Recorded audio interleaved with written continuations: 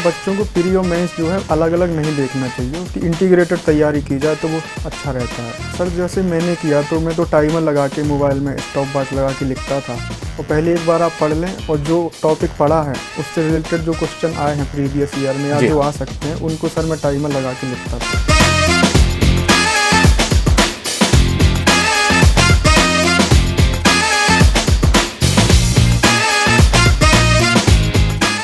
संघर्ष से सफलता की कहानी, स्वयं चयनित अधिकारी की जुबानी। नमस्कार दोस्तों, आप सबका स्वागत है उत्कृष्ट क्लासेस में। और आज मेरे सामने हैं अधिकारी बने हुए शुभम चौरसिया जी, जिनका अधीनस्थ लेखा सेवा परीक्षा में चयन हुआ है। आपको बहुत सारी शुभकामनाएं। कैसा लग रहा है आपको? सर बढ़िया लग रहा है, मेरा चूंकि पहला अटेम्प्ट है तो काफ़ी अच्छा लग रहा है। और एक चीज और है, आपने इसमें बहुत सारी आपने जॉब इसके पहले छोड़ी, आपने सैमसंग की जॉब छोड़ी, आपने R&D बैंगलोर से जॉब छोड़ी, आपने भोपाल में असिस्टेंट प्रोग्रामर छोड़ी, और तत्काल में जब आप सिलेक्ट हुए तब आप पटवारी की जॉब में कार्यरत थे। तो आपने इतने दौरान आपने इतनी सारी जॉब की, तो आपने इतने तैयारी का समय कैसे आपको मिल पाया? सर जो जॉब के साथ है थोड़ा तैयारी का समय तो कम रहता है, जो 4-5 घंटे होते हैं सर, तो उसमें मैंने एक्स्ट्रा समय निकाला, और सर सैटरडे संडे छुट्टी रहती थी जी, तो उसमें सर एक्स्ट्रा एफर्ट डाले हैं। तो ये कह सकते हैं ना कि एक उदाहरण है शुभम जी हमारे सामने कि आप यदि किसी जॉब में हैं, चाहे आप प्राइवेट हो या गवर्नमेंट में हो, सर ने दोनों तरह से तैयारी की है। और उसके बाद भी यदि डेडिकेशन है, यदि आप लक्ष्य के प्रति केंद्रित हैं, तो शुभम सर जैसे उदाहरण प्रस्तुत होते हैं कि जिसमें आप तैयारी MPPSC जैसी परीक्षा को निकाल सकते हैं। एक प्रश्न है कि करंट और आजकल AI का जमाना है, क्या इन्होंने AI की आपने मदद ली थी आपके पूरे एग्जामिनेशन के दौरान? सर जैसे AI है तो मेरा कंप्यूटर साइंस बैकग्राउंड था, तो मुझसे मेंस में भी चूंकि क्वेश्चन आते हैं, और इंटरव्यू में भी सर मुझसे पूछा गया था कि आर्टिफिशियल इंटेलिजेंस में जो मशीन है वो कैसे इंटेलिजेंस प्राप्त करती है। जी जी सर। तो कह सकते हैं कि यदि करंट से यदि आप जुड़े हुए हैं तो इंटरव्यू में भी इसके क्वेश्चन लगातार देखने को मिलते हैं।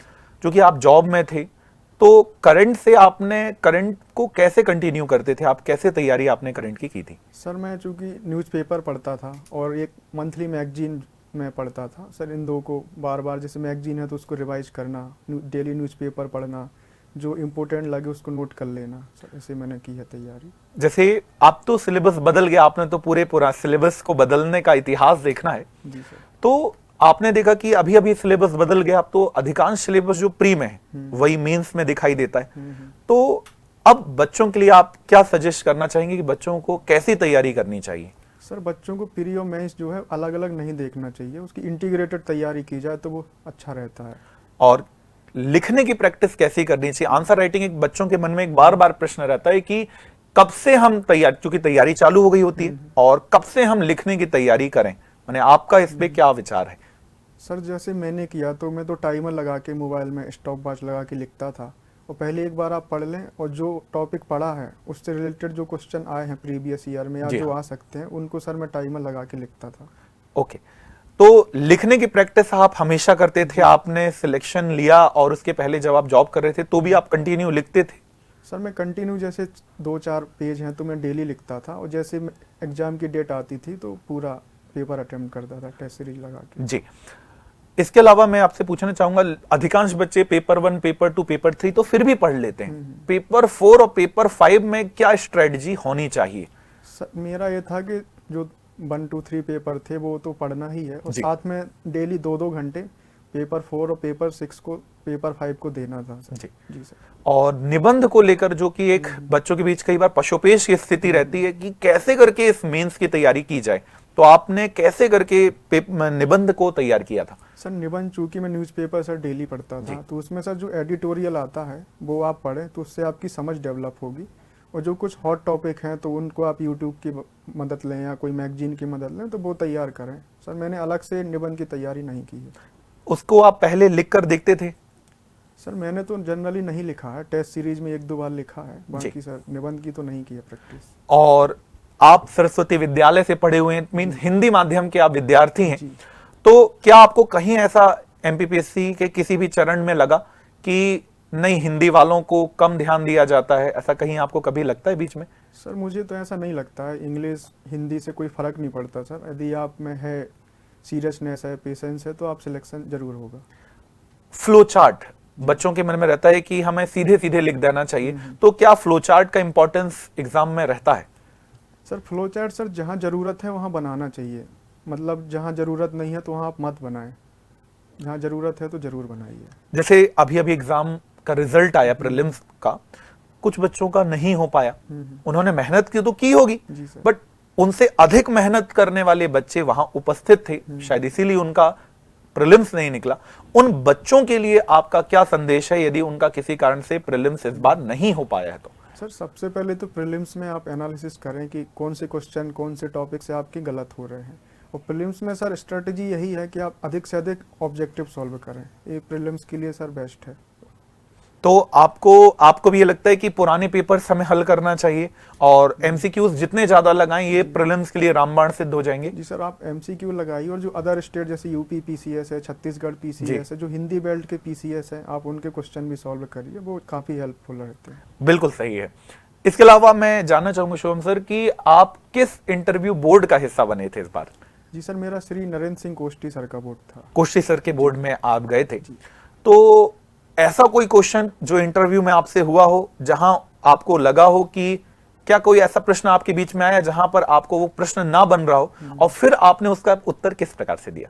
सर एक तो चूंकि आर्टिफिशियल इंटेलिजेंस का उनने पूछा था कि मशीन कैसे इंटेलिजेंस प्राप्त करती है जी। सर, इसका आंसर मैंने उनको एक दो बार दिया तो वो सेटिस्फाई नहीं थे, तो मैंने सर सॉरी बोल के इससे बच गया था। और दूसरा सर सरस्वती वंदना उनने पूछी थी, तो मुझे सर पूरी तो नहीं आती थी, उनने बोला था कि यदि पूरी आ तभी आप बताइए जी। तो इसमें सर मैंने सॉरी बोला था।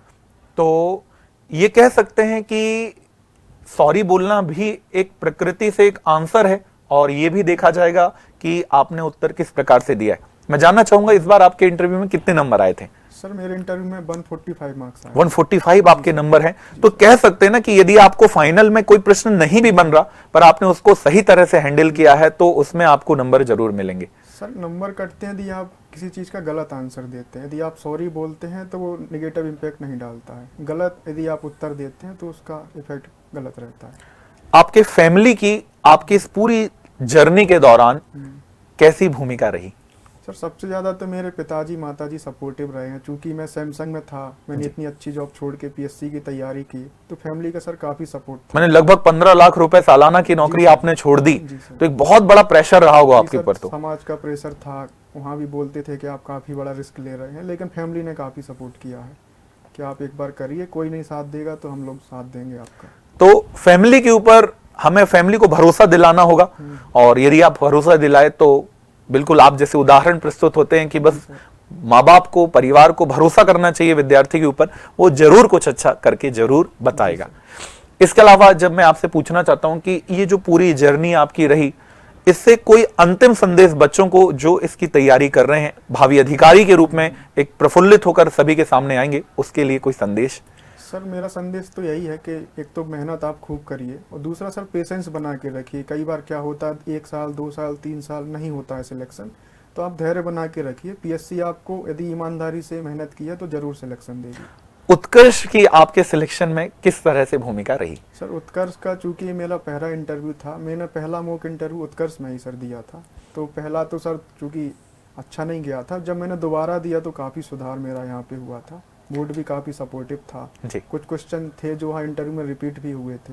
मैंने कह सकते हैं जो उत्कर्ष का 21 साल का भरोसा है, उस भरोसे में आपने उस पे भरोसा किया, आपने बाकी इतनी संस्थाओं को छोड़कर सबसे पहले आपने उत्कर्ष को ही चुना, और उत्कर्ष का इंटरव्यू बोर्ड जो पूरे मेंबर्स थे उन्होंने आपको जो क्वेश्चंस बताए, आपको यदि किसी प्रश्न में आप यदि फंसे होंगे तो वो आपके फाइनल इंटरव्यू में आपके लिए सहायक सिद्ध हुए।